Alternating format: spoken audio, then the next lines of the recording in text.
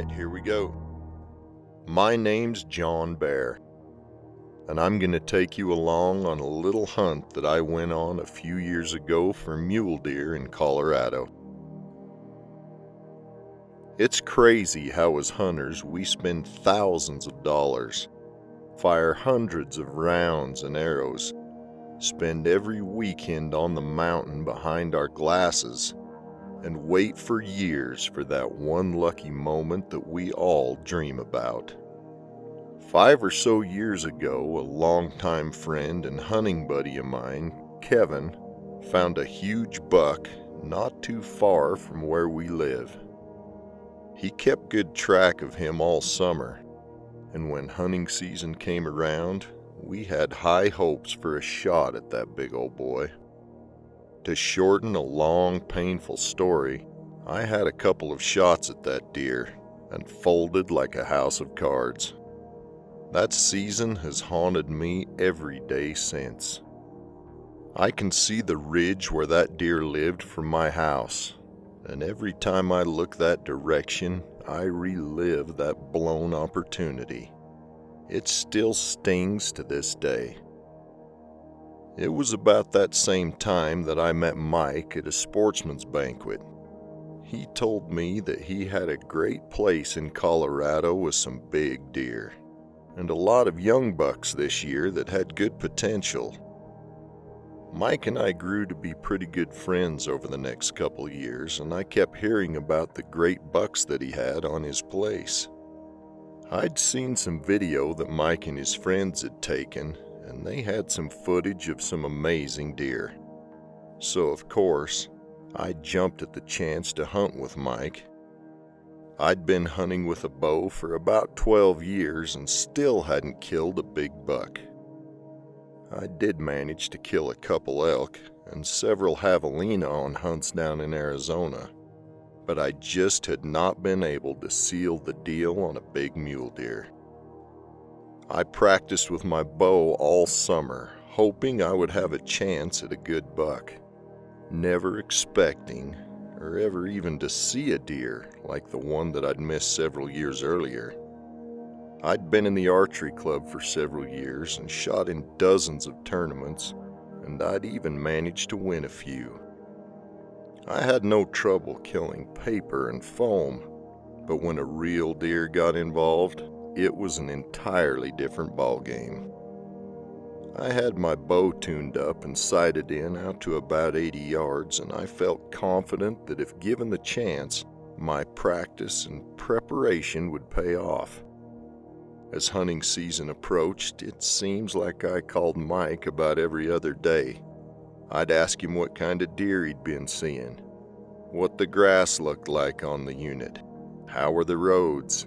He informed me that they had seen quite a few 180-inch type bucks, and they'd even seen a couple that they thought would approach that 200-inch mark. One of these bucks they nicknamed Lucky, because he'd been shot at several times the previous year, but nobody had touched him. Lucky had moved off to the winter range where he had a chance of being killed by a late-season rifle hunter. But every year he showed up again in the spring, and this year he looked to have better antler growth than ever. As I pulled through the gate in Mike's place in Colorado, I was hoping at a chance at one of these great 180-inch class deer, but I never dreamed I would have a run-in with the deer they called Lucky. The first night at the cabin, we were all anxious for the hunt to get started. We helped time pass by shooting our bows and making sure we were all sighted in. A couple of us loaded up in the bad boy buggy and rode out to make a plan for opening morning. The property sits at about 9,000 feet in elevation and is a mix of private ground as well as Forest Service. There were thick stands of aspen trees that dropped off into oak brush-filled canyons. There were only a couple of roads on that piece of ground, and there were some great vantage points for glassing deer.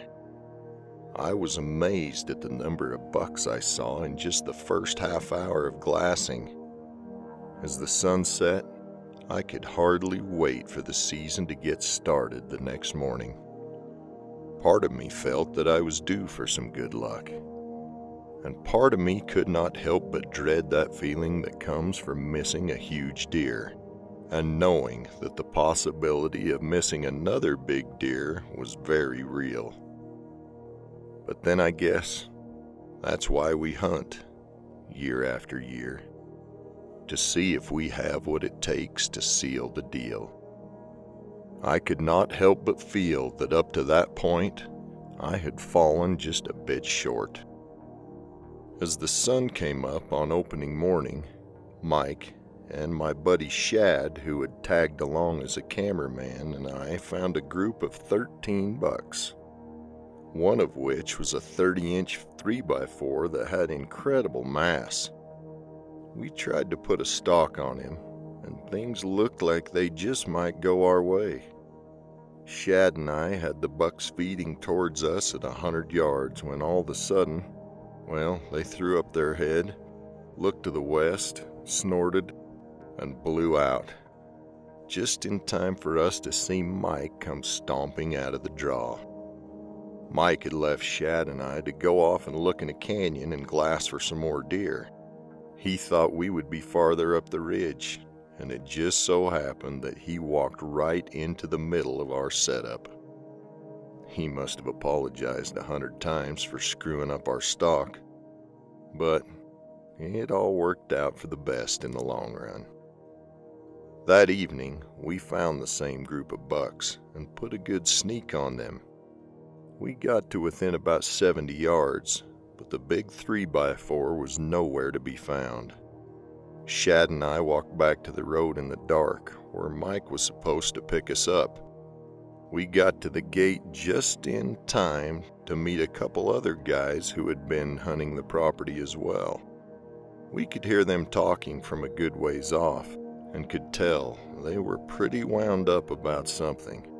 As we approached the gate, we asked what all the commotion was about, and they informed us that they had just shot at the biggest buck they had ever seen. One of the guys gave us a grin and said, "We didn't just get a shot at a big buck, we got a shot at Lucky, and I have the whole thing on video." After a great dinner back at the cabin, we watched the video several times and were all in awe at the size of the deer. Everybody was excited that the big old buck was still around. Nobody had seen him for a few weeks, and Mike had begun to worry that something had happened to him. We all guessed him to be about 30 inches wide, with a gross score probably somewhere around 200. The two guys that had shot at him that day, they made a plan to get up the next morning and go try a couple tree stands where they thought the big buck might show up. Shad, Mike, and myself decided we would drop off the edge of the canyon where they had seen the buck a couple times earlier in the year. As the sun came up on the second morning of the hunt, we glassed a long ridge to the far end of the property. We saw several good bucks, but as we neared the edge of the canyon, we noticed several more deer bedded down in the Quakies. I could see one buck had a couple cheaters off his driver's side antler.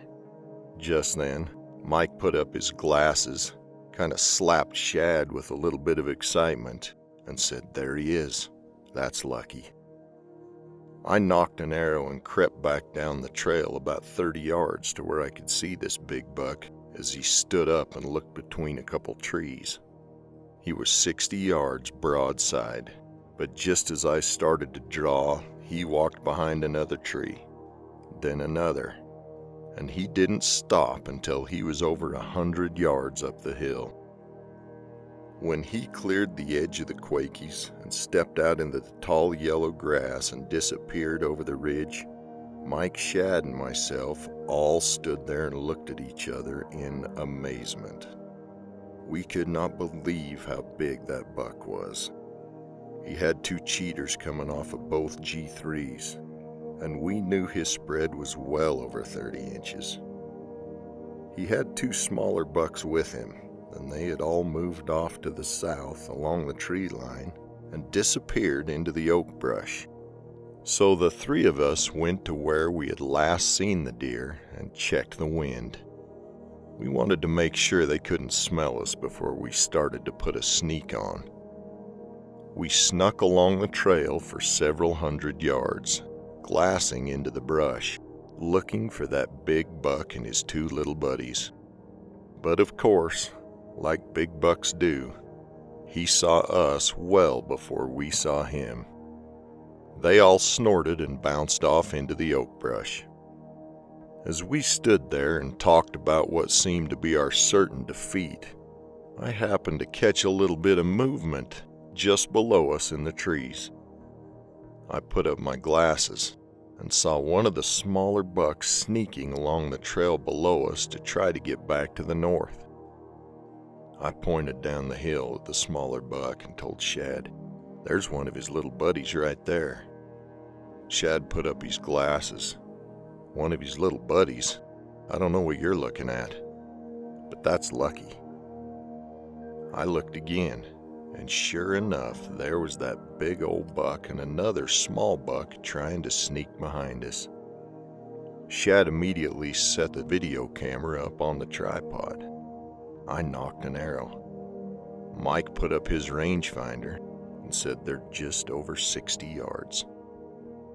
I had to take one big step around Shad and the video camera to get a clear shot. Just then, Lucky stopped and looked back up the hill at us. As I drew down on the buck, I could hear Shad saying, "Shoot him. He's not going to stand there long. Shoot him." It was downhill, so I put my 60-yard pin right on the buck and shaved off just a couple yards for the downhill. I was shaking.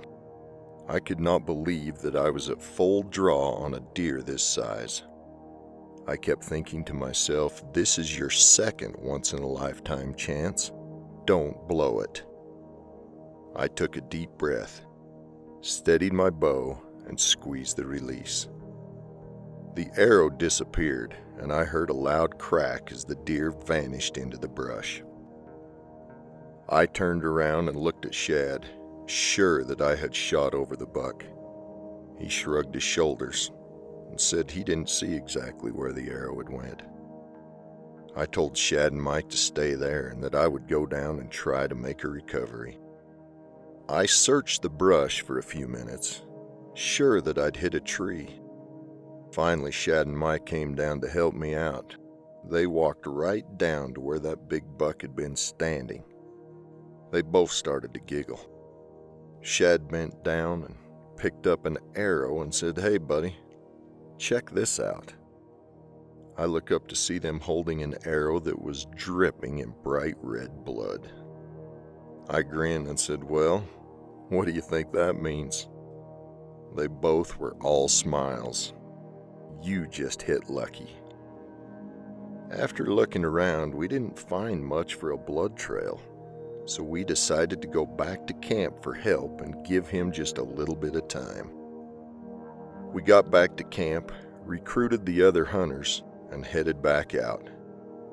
We watched the video several times to try and decide where the buck might have gone, then decided to make a big push to the north and look for blood. Well, we found zero blood, so we headed back to the last place we'd seen the buck and made a new plan. As we were spacing out to make a push to the south, I heard a war whoop about 70 yards down the hill. Mike's boy, Mikey we called him, had walked right into that big old buck. He'd cut back around the hill about 60 yards from where I'd shot at him and died in a little clearing. I couldn't believe it.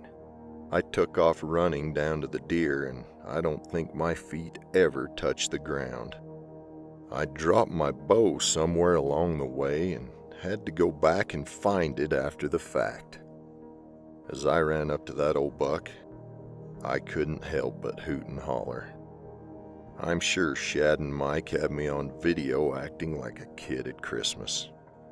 There were lots of high fives, and we took pictures for what seemed like forever. We got the deer back to camp and injected the horns to protect the velvet. Then we all sat down to a good steak dinner. I've had a lot of steak dinners in my life, but this one was by far the best. I just want to take a second and thank all those guys and that special day. Lucky measured 35 inches wide and scored 206 and 4/8. That night, as I laid in my bunk, knowing that I would be headed home the next morning, I couldn't help but smile. I had finally sealed the deal and bagged the buck of a lifetime.